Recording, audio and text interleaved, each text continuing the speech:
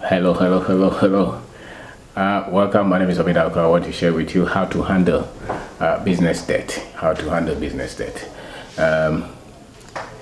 So, when you start a business, if you are that skilled and if you are that astute with your finances, it probably will be because of what you already know in terms of finances. But if you started and you didn't know much, and even if you knew much, and your business you start to find yourself in serious debt, how do you cope with that phase? Some people go through business challenges mainly because of debt, loans, and they give up. And some people go through that and they're able to come out and face the next stage of their business. Almost everybody will have some kind of trouble in business, whether it's debt, whether it's partners breaking, whether it's a product that you introduced that didn't work, whether it's government agencies trying to frustrate you. All kind of things happen in business, but one of the most painful ones is when your business is going through debt. And most people go through business debt just at the point where the business is about to work. They handle a lot of things, and then they made some bad choices and decisions, and then boom, there is debt. There is people. You took loan from the bank, you took loan from friends, family, and you can pay. How do you go through that? Because it's a skill that you have got to handle. In our country, if you take loan from anybody, the microfinance people, the savings and loans people, they take from 3.5 a month to 10% a month.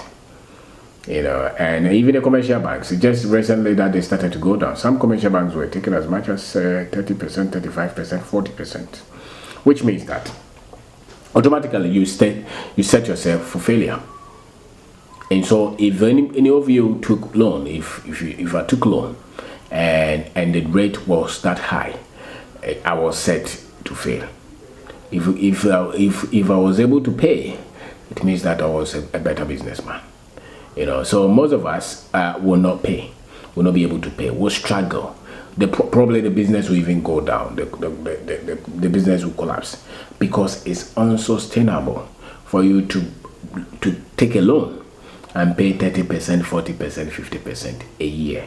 So which means that if you took 100,000, you are from January to December, if they are charging you 40%, it means you are going to pay back 140,000. Some of them even spread it so that you pay it every day, every week, every month. And they don't even have the balance reducing.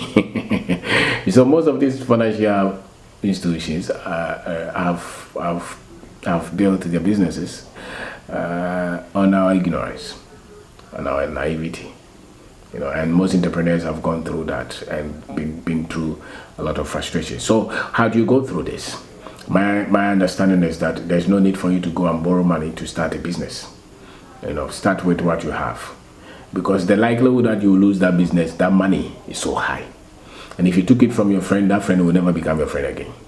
If you took it from your parents, they will see you as somebody who is wasteful. If you went to the bank, they would have to sell everything that you have. That is, if you have anything. So I would say that if you're not that skilled, don't go for loans at all to start your business. Do with what you can.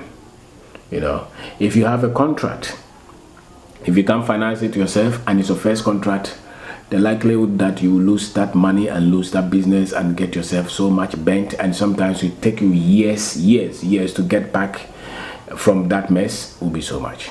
Will be so fast. So don't. My opinion is that there's no need for you to start any business going for some of these loans that is anything beyond 10-15% a year. There's no need, no matter the returns. Because most of us are not that skilled to be able to trade and pay such returns in terms of interest to the banks or to the lender and still be able to go on to do business. Most of us would have to pay all the other state institutions. So for instance, a typical construction company, if you're going to bid a contract, you will have to buy the form, go for bid security. If you win, you want to even go for mobilization, you have to guarantee the mobilization. Another financial institution would have to even charge you for that. And if you also go in for loan to support that work, you are working to a certain time before they even pay you money, which means that if you raise the certificate and your whole hope is bank on one company, one individual to pay you, and they fail, the interest will still keep running. So for me, very few people will be that good to take such loans and to be able to use the loans and to be able to build a profitable business and to be able to pay those loans back. That's why we have had a lot of financial companies collapsing, because they were giving the loans to companies that could not pay back. They were giving the loans to people like me who, even if, no matter how honest we were, the things were just that you could not pay. And so you as a business person, my first understanding is that look at yourself, look at how astute you are, how skilled you are before you even go in for a loan in the first place. And you have to go in for a loan, go for the one with a very cheap interest rate, so that your mistakes can be accommodated. If you take 40%, within 2 years, that person is taking 100%. Some of them were even taking 100%. Some of them were even taking 10% a month. There's no way you are going to build any business, which means that you mark time and you will think that if somebody is doing you. It's not somebody who is doing you. It's just that your approach to business is wrong. So the other thing is that don't kill yourself if you have already made that mistake.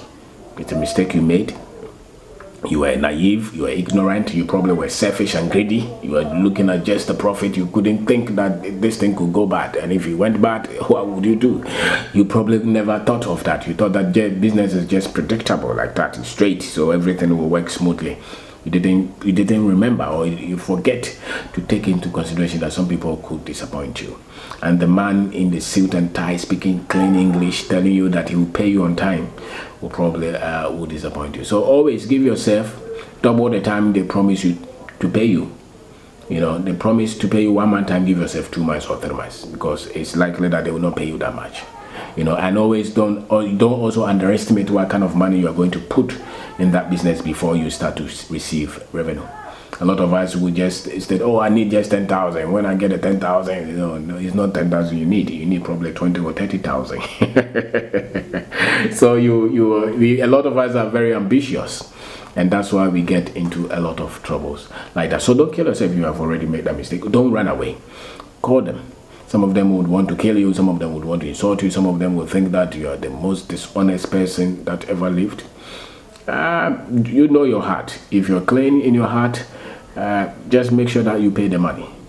Just make sure that you pay the money. It's always better to pay the money, even if you are paying it bit by bit. But don't pay the money and kill the business, because if you are not able to finish paying them, they will still come for their money anyway. So if you can negotiate, go there and tell them what you can pay.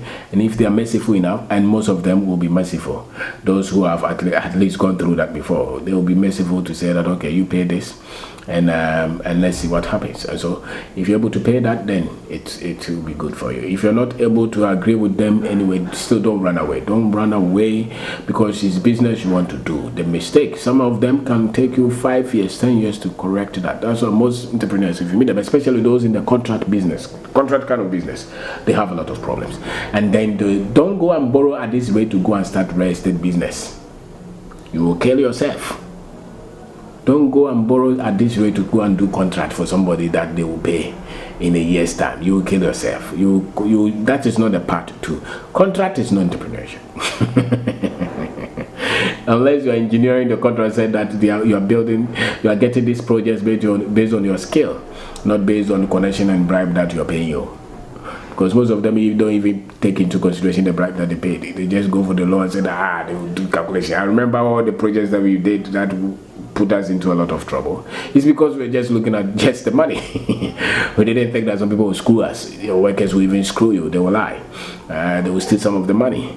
And you yourself, you were not even in full grasp of it, and the client, the employer will even disappoint you. A lot of us didn't think like that. So you just looking at it, and that's why most contractors don't become successful. Those who depend a lot on contracts don't become successful. Even if you're in retail, look at your markups well, look at your margins well before you take any of this. Sometimes it's better in our country to grow gradually.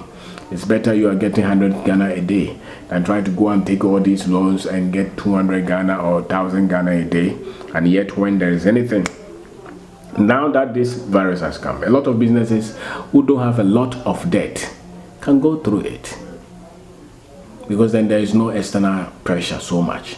But if there is debt, your business is gone.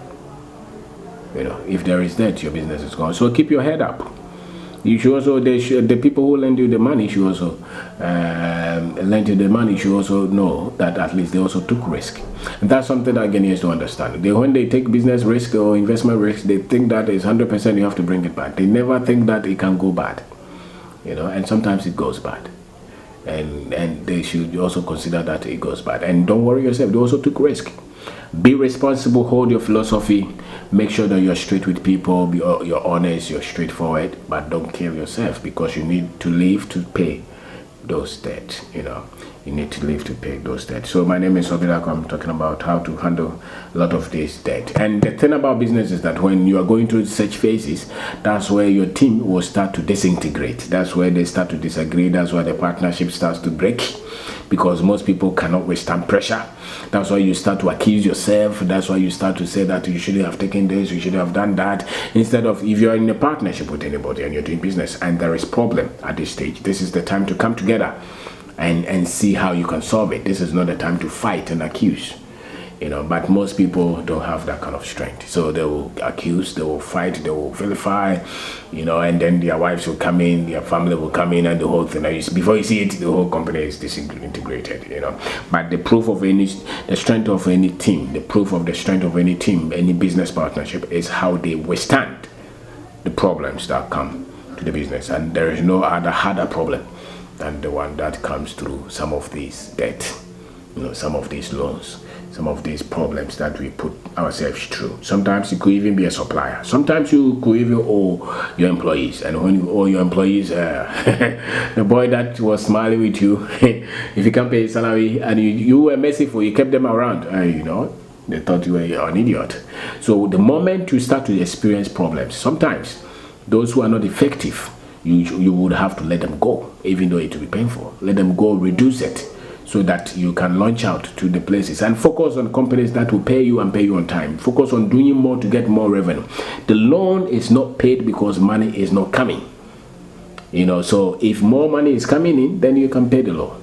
If nothing is coming in, you can pay the loan. So the problem so much, a lot of